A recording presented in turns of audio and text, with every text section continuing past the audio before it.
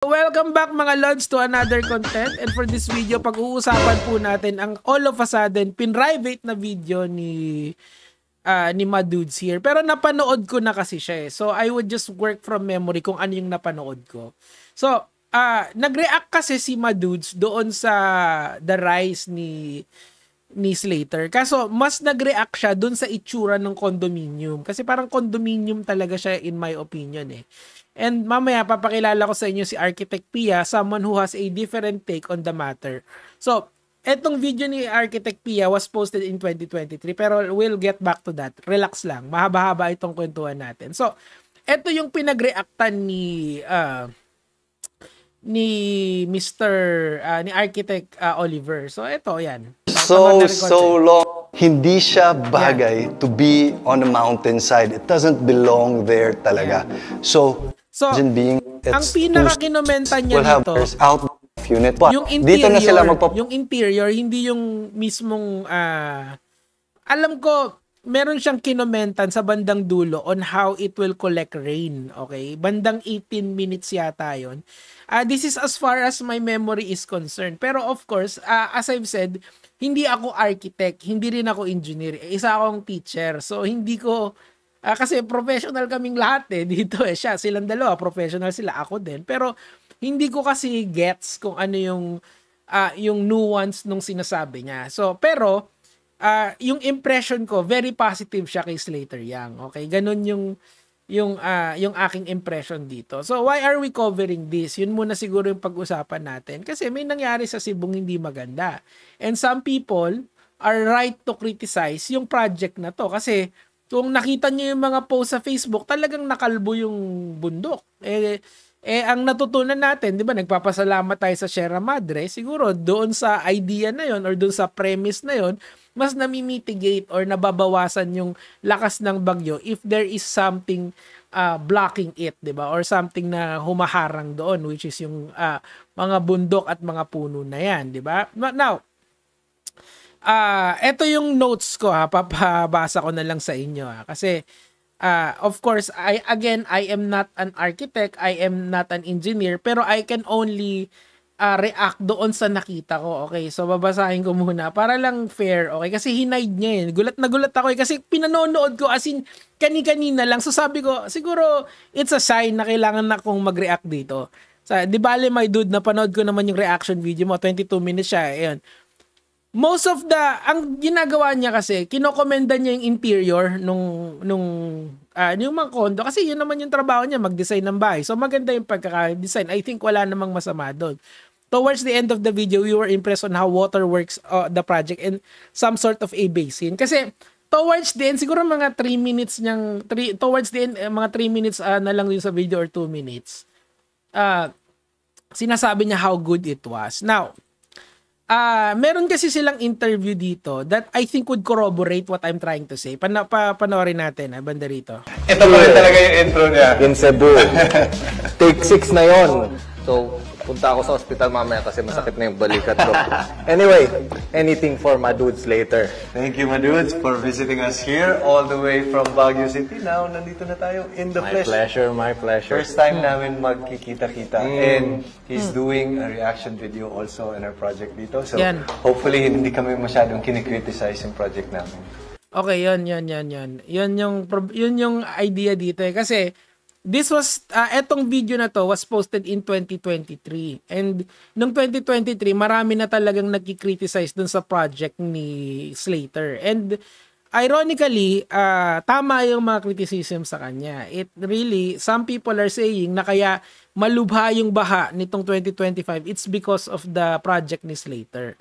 Now, again, in fairness naman kay Madudes, ang kanyang ni Architect Madudes dito, ang sinasabi niya, yung interior lang yung pinaka inaano niya, yung interior ng condo.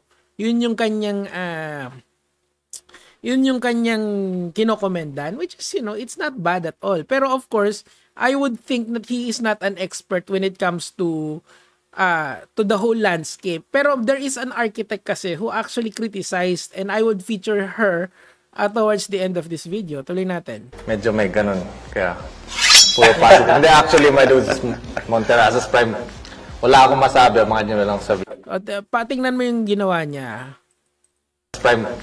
Yun, no, 'di ba? So Monterasa Flame tas ganyan. 'Di ba? This is an okay sign. It's okay, ibig sabihin. No? Well, that's his opinion on the matter.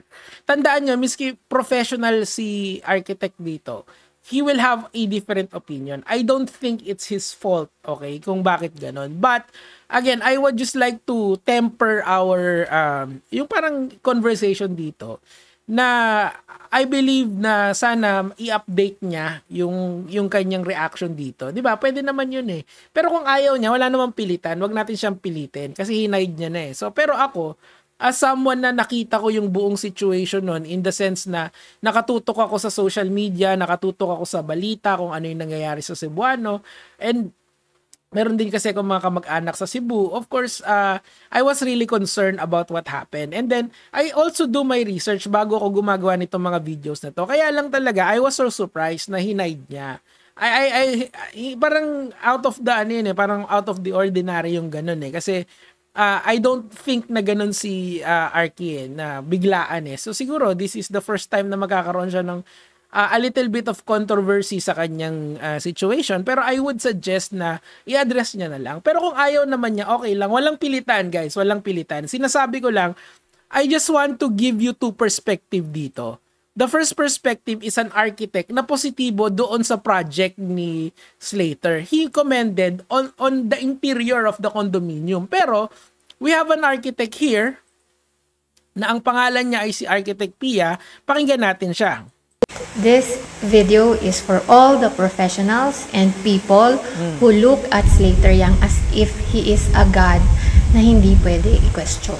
Slater Yang... That's the point eh. Kaya tandaan nyo, criticism is okay as long as it is justified and there is no malice doon sa sinasabi nyo. Especially when we are talking when we are public figures. Ako naman sana magets ni Madudes here na I am not criticizing him because I want to ruin his reputation or demean him. I am just saying sa kanya na sana nakita niya rin yung bad side nito. Kasi meron naman talaga. There is, I have here an architect who is saying na may problema talaga dun sa design. And kung meron siyang, kung masyado siyang positive predisposed dun, at least i-explain niya pa na why it's still justified kahit na binaha yung Cebu. Yun lang. That's what I would like to hear from him. Pero again, I am under the impression that I cannot force him to talk. Okay? Kung ayaw niya, I don't. Pero ako, as someone na nasa social media and I feel really bad for the people in Cebu, I have to call out this bullshit project na to, diba? And I have to commend si Pia, si Architect Pia, kasi tama yung sinabi niya eh. She was right all along eh. O, tuloy. The Rise project, for me, without any doubt, sobrang ganda talaga. Something we can be proud of na, uy, kaya din pala ito magawa sa third world country. Like, kasi aesthetic siya kasi. I think yun yung lamang. And yun yung kinomplement ni Madudes. Which is, yun yung napanood ko. But I do not think na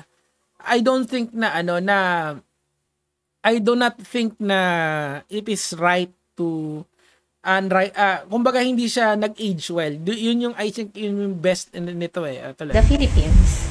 In my previous post, never did I attack the architectural design of Monterasas.